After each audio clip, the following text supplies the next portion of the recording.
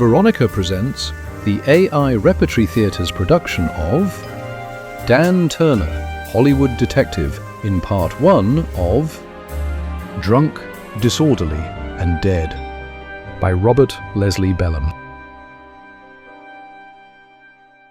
Chapter 1. I don't like drunken dames, even when they're as gorgeous as Rhoda Ashworth was. To me, a swacked she-male is an abomination, and the Ashworth cutie was obviously plastered to the gills. I could tell at the instant I drifted into the Café La Bamba that evening and saw her fastening the glassy glimpse on me. She was sitting at a ringside table with her hubby of 6 months' duration, Walt Ashworth, and as soon as she tabbed me, she caterwauled. Oh, Dan Turner, the Hollywood Sherlock. Come on over, lover. I want to dance with you. Want to be held in your arms. A fine business, I said to myself, especially that lover part. Hell, I'd never even considered a pass in her direction. In the first place, she was barely 20. I always tossed that size back in the brook on account of the game laws. Besides, her marriage to my friend Walt Ashworth, studio still photographer, was supposed to be a movie town idol, one of those genuine love matches full of happiness and honeysuckle. Or at least that had been the score until recently. Then apparently something had gone haywire in the Ashworth paradise. Rhoda's present drunkenness in the Café La Bamba was a good sample of it. This made the 5th or 6th time in less than a month that she'd made an unholy show of herself in public, which is downright dynamite for a Jane who plays sweet ingénue roles in the galloping snapshots. Calling me lover in front of her husband and a cabaret full of picture personages was the nastiest faux pas of all, especially when Gordon Maxim was sitting at the very next table where he couldn't help overhearing it. Gordon Maxim was the big cheese of T-Vox Picks, Rhoda's home lot. And to make matters worse, he had Dahlia Mannering with him, the same Dahlia Mannering who wrote a daily Hollywood gossip column syndicated from hell to Hawaii. Dahlia was a lassie who could purvey scandal with both fists when she wanted to. Want to dance with Turner? Rhoda Ashworth kept bleating. Want him to kiss me? Then with everybody in the joint staring at her, she added, I know what'll get him. Whereupon she started doing a striptease peel out of her blue satin evening gown. Even the orchestra missed a downbeat when that happened. And no damned wonder. In a town full of choice cookies, Rhoda was the sugar frosting on the cake. She had coppery red hair cut in a page boy bob, the lower waves waterfalling around throat and shoulders of snowy delight. Her glims were a peculiar violet color made darker now by the excited dilation of the pupils. Her kisser was a ripe red blossom, and she was built like the illustration on a bachelor's calendar. I've pasted the optic on many a cinema sweetie in my day, but this Ashworth dish topped them all. Her gams were long and slender, her thighs were sleek columns under clinging satin, and her lifting hips melted into a wasp-thin waistline that didn't require corsetry. From that point on, the scenery became even more spectacular. Right now she was worrying her shoulder straps down her arms. In another instant there would be plenty on full display. Screechy enough her groom wasn't doing a damn thing about it. He just sat there pouring the last slug out of a private rye bottle. He must have been fried to the hat, I thought. Otherwise, he'd have made some move to stop the show Rhoda was furnishing. With his fish-belly face and lusterless lamps, he looked like a fugitive from his own funeral. I hastened my pace, made for his table. That was when Tim Sullivan, the La Bamba head waiter, appeared out of nowhere and put the grab on the Ashworth babe.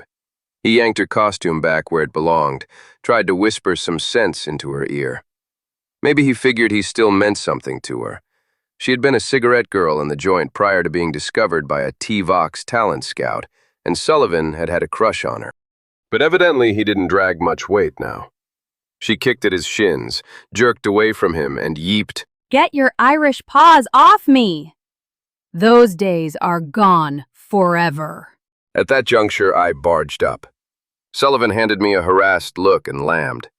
Hi, folks. Nice evening. Did I hear myself being paged? You did. Walt Ashworth nodded glumly, downed his shot. Definitely. Rhoda opened her arms. Dance with me, Dan. Dance with me. Well, what the hell? The music was languorous, the night was young, and the Ashworth chicken felt damn nice in my embrace. Moreover, she'd already created a big enough scene. If I refused her invitation, she might have stirred up a juicier stink. So I whirled her out across the polished floor. She did surprisingly well for a wren with a snootful, and the way she pressed herself close to me would have got us both tossed neck over tin cup out of a lower-toned dive. She welded her body to mine until I could practically feel the circulation coursing through her veins. Her skin was the color and texture of heavy cream, her hair was faintly scented, and her soft breathing warmed my front. My temperature commenced to bound toward the higher brackets. Not so ardent, sweet stuff. You'll manufacture a scandal. Not to mention the wear and tear on me. I want a scandal. Her voice wasn't the least bit bleary. That didn't add up to make sense. Look, you're just a kid. You're still damp behind the ears. You've got a career ahead of you. Gordon Maxim. Ooey on Gordon Maxim. I didn't like to hear her talk that way about the T-Vox mogul. He was an inoffensive little bald head with a withered right arm, the result of polio in childhood, and he'd invested copious gestures to make Rhoda a star. Is that a way to show your appreciation? Don't preach to me, please. I'll preach, and you'll listen. Once the gossips of Dahlia Mannering's kidney get their hooks in you, they'll rip your rep to shreds. You'll be washed up. So what? So quit showing up against me before Walt gets the idea I'm on the make. Walt isn't even looking. Dan, I want you to take me home. And run out on him? Yes, maybe it'll bring him to his senses. I'm not drunk, Dan. I've never been drunk, even when people thought I was. I've been trying to shame Walt into getting a grip on himself. I want him to think that if he goes to hell in a handbasket, I'll go right along with him, even if it smashes my career. Oh, a reform act, eh? She nodded. Because I love him so terribly much. And how come he needs reformation? I found out he's on the needle.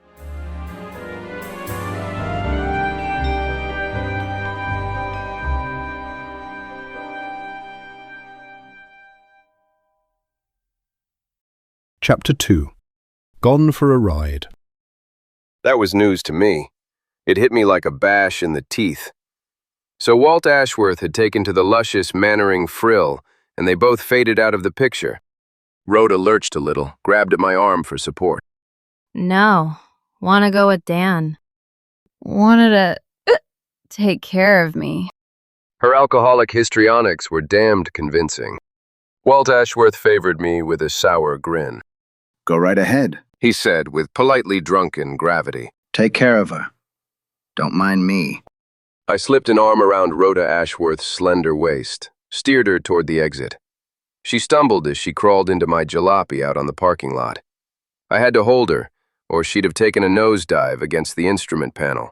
You can cancel the inebriety act now, hun. We haven't got an audience here. She snagged against me when I slid under the wheel and kicked the starter. It's not an act now. Funny, but I really am crocked. And I'm so unhappy.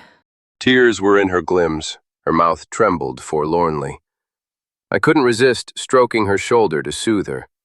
And when I did that, she melted into my arms like a kid scared of the dark. Oh, Dan. I kissed her, not on the lips, but on the forehead. Even the yielding of soft curves upon my shirt front failed to touch off my fuses. She was just a youngster in love and in trouble. A guy would be a heel to take advantage of a situation like that. Never mind, sweetness. Everything will turn out all right. But when I think of Walt using morphine... We'll straighten him out. If you can't do it by making him jealous or shame him by pretending to go on public benders, we'll find another way. I'm not pretending about the bender. This time. I aimed my coupe out Sunset, headed for her stash down at Malibu. That last snort must have tagged you off third base. I reached past her to crank down the window on her side. My elbow brushed swelling firmness where her gown dipped low. It was mighty nice, but it was also hands-off territory as far as I was concerned. Besides, I was uneasy. When we started winding through the hills and canyons beyond Beverly, the fresh air didn't seem to help her a damned bit. She swayed around as if all her bones had turned to sponge rubber. Her head lolled, her peepers were closed, and she was breathing stertorously. Passed out. Hey, what the hell? A big black limousine without headlights was crowding me over to the side of the deserted highway. It had overtaken my chariot with hissing silence. Now it was cutting athwart my bows like a sinister shadow. I jammed down on my brake pedal, twisted the wheel. Rubber smoked off my tires as I skidded to a stop. I squirmed around, dug a hand under my left armpit where I always carry a shoulder-holstered .32 Roscoe. My move was a split second late. A hulking lug in chauffeur's uniform had already barged out of the limousine's tonneau and planted his oversized brogan on my running board. He had an improvised handkerchief mask over the lower section of his pan and a blue-barreled automatic in his Duke. Freeze, Snoop, or I'll perforate you like a canceled check. His voice sounded ugly, menacing. His Roderick looked capable of blasting my teeth into the next township. I froze, as requested. Get out. I got out. He kept me covered, reached in and fastened the grab on Rhoda Ashworth. He hauled her toward himself. He was a husky monkey.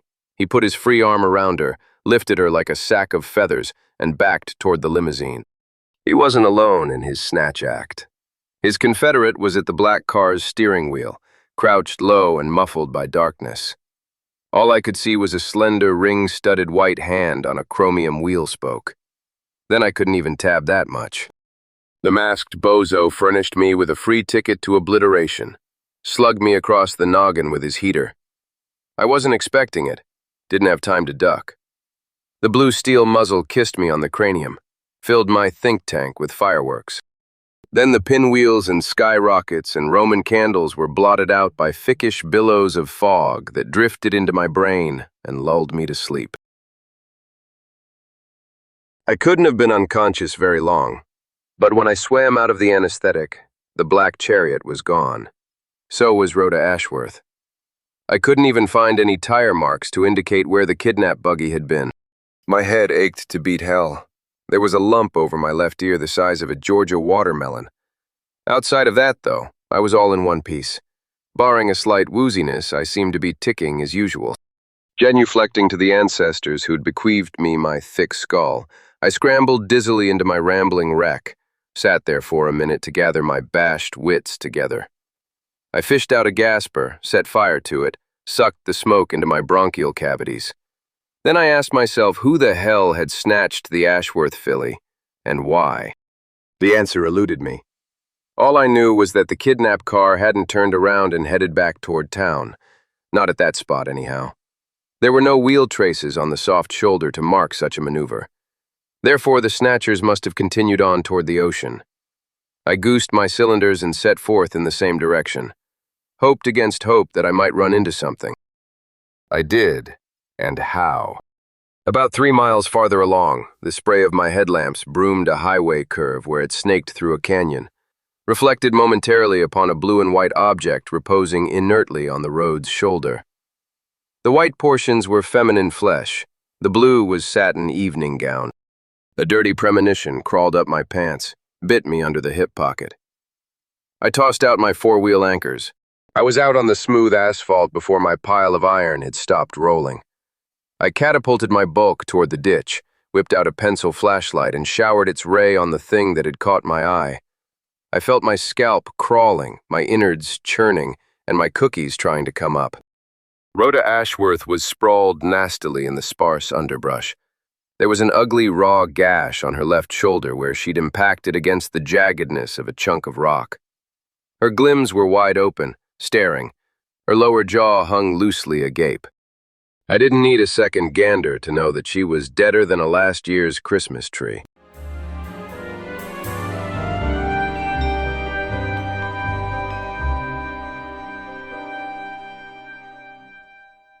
Chapter 3. Dragnet for Turner. For an instant, I was too flabbergasted to do anything but stare at her. I could see the marks in the soft earth where the defunct wren had hit and rolled before smacking into that boulder. Now she was grotesquely sprawled, with a blue satin skirt hiked up above her thighs. They'd been damned tasty thighs once, but now they were skinned and rasped by friction contact with the paving. Her stems were askew in laddered chiffon. One shoulder strap of the blue evening gown was broken, the satin bodice ripped to reveal the upper slopes of her breast. It was still a flawless sample of creamy beauty. No blood had welled from the gash above it to mar its milky perfection. I leaned forward, pressed my palm under that firm hillock. I couldn't feel a trace of heartbeat. "The dirty rats," I whispered, thinking about the people in the snatch car. Anybody could see what had happened. Rhoda's form had been tossed out of the black limousine while it was whooshing hellity-blam toward the coast highway.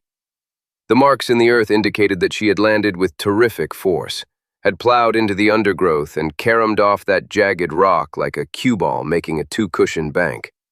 And now she was a corpse. She'd play no more heroines for T-Vox. I started to lift her. Then a white beam of light sliced at me. Tires screeched shrilly and metal snarled on paving. I straightened up, pivoted, blinked into the blinding illumination. A voice that sounded like the cop said, "Hold everything, mister. This thing I've got in my hand is a gun." He was a motorcycle bull, a county highway hero. He rested his chug bike on its prop and edged toward me, came into the light. He looked hard-boiled. His jaw stuck out like a concrete buttress, and he outweighed me a good 20 pounds. "What's cooking? Who's this dame?" "Rhoda Ashworth, the movie star. And nothing's cooking. It's already cooked. The lady is extremely deceased." "Yeah, so I see. Rhoda Ashworth, huh? What's your name, and why did you croak her?" I stiffened. Until then, it hadn't dawned on me that my own spot might not smell so appetizing. Maybe that was because I'd still felt a little fuzzy from being maced over the conch by that masked chauffeur. But when the brass-buttoned minion tossed his verbal bombshell at me, I saw I stood a damn good chance of being put in the middle and squeezed. Plenty of people had seen me leaving the Café La Bomba with the Ashworth quail, but there hadn't been any witnesses when she was abducted from my bucket. I could explain until I was green around the adenoids, but would my explanation hold water? "Listen, what makes you think I cooled this morsel?" He told me he wasn't blind. "Any dope can see the story. You were riding along with her. You went on the make. She put up an argument. You mauled her, tore her dress. Still, she wouldn't listen. So you opened the door on her side, tossed her out. Then you stopped, backed up. You got out to see how much damage you'd done. That's where I came in." "You're as nutty as a fruitcake, pal. In the first place, the fall didn't croak her. She was dead long before she ever landed in the ditch." "How come?" I pointed to the gash on her shoulder. "See any pool of blood, wise guy?" "No." "There's your answer. If she'd been alive when she was given the heave-ho, she'd have bled from that gash. But she scarcely leaked a drop of juice. Therefore, she was already meat for the undertaker when she went wafting through space." The highway bull lifted his thick shoulders. "So, okay, you creamed her before you ditched her. Let's try on these nippers for size." I was over the well-known barrel. If we'd been inside the city limits, I might have stood a chance. One of my best friends is Lieutenant Dave Donaldson of the LA Homicide Bureau. But out in the county, I generated less than 0 horsepower. The sheriff's division hasn't got too much use for private snoops anyhow. There was only one thing for me to do. I did it. I stretched forth my wrists for the bracelets, let the motorcycle slob snick them on me. Then, while his attention was still on that job, I balled both mollies, brought them rocketing at his plowshare chin in a sizzling twin uppercut. The Turner knuckles collided with the guy's button, and his knees caved under him like boiled noodles. Then he stretched out on the roadside for a nice long snooze. I got his keys, unmanacled myself. My hands freed, I lunged over to Rhoda Ashworth's body, lifted it, and dumped it into my coupe. I crawled under the wheel, souped my carburetor.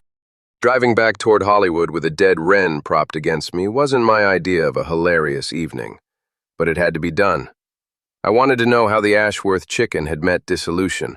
My personal future depended on the answer. The obvious solution was that her kidnappers had bumped her, in which case I'd be in a sweet fix, because I couldn't prove she'd been kidnapped out of my chariot before getting the works. The law would try to put the finger on me for the job. I'd find myself languishing in the gow with no chance to hunt for the snatchers who were actually guilty. My sole hope lay in a sneaking hunch that her death hadn't been murder at all. There was a bare possibility Rhoda had passed to her reward via the acute alcoholism route, kicked the bucket in the snatch car from too much joy juice previously imbibed. Her abductors, upon discovering that she was no longer among the living, had thereupon consigned her remainders to the breeze and taken a hurried powder for parts unknown. If this second theory proved correct, I'd be in the clear, even though I couldn't hang an abduction rap on anybody. The mere tossing of her corpse into a convenient ditch wouldn't be regarded as a major crime, no matter who did it, not as long as death itself had been from natural causes. Therefore, it behooved me to get an autopsy performed, and damned soon. It was a county coroner's job, of course, but I wanted to work it through the city police department, where I had some influence. To monkey with any other division would be sticking my neck out, inasmuch as I'd bopped a sheriff's cop.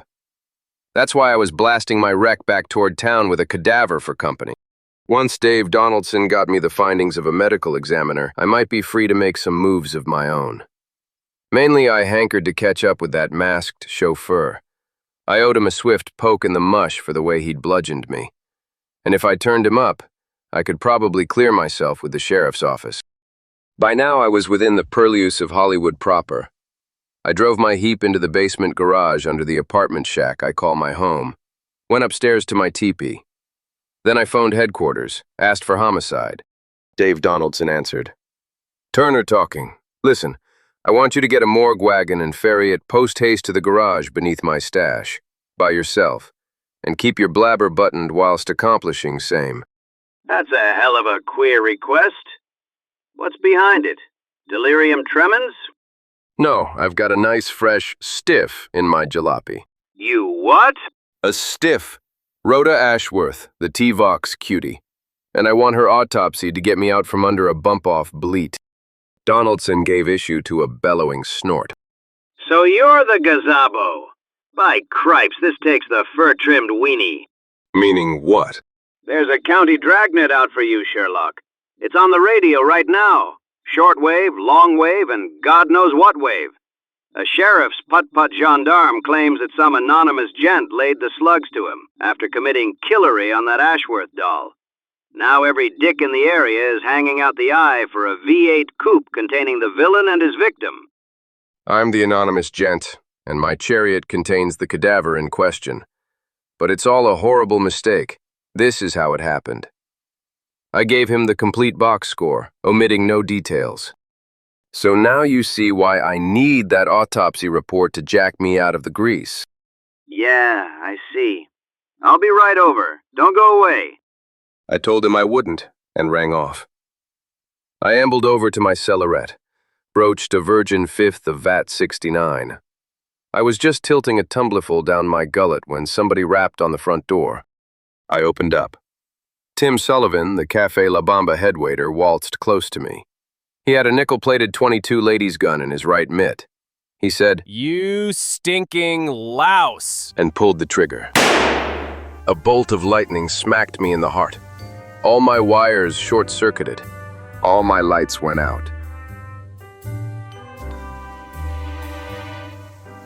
We hope you enjoyed AIRT's production of Dan Turner, Hollywood Detective, in part 1 of Drunk, Disorderly, and Dead. Follow and subscribe to get early access to all of Dan Turner's cases. For even more stories, visit veronicapresents.com. You can help us grow our audience by rating and reviewing this show. Thanks for listening.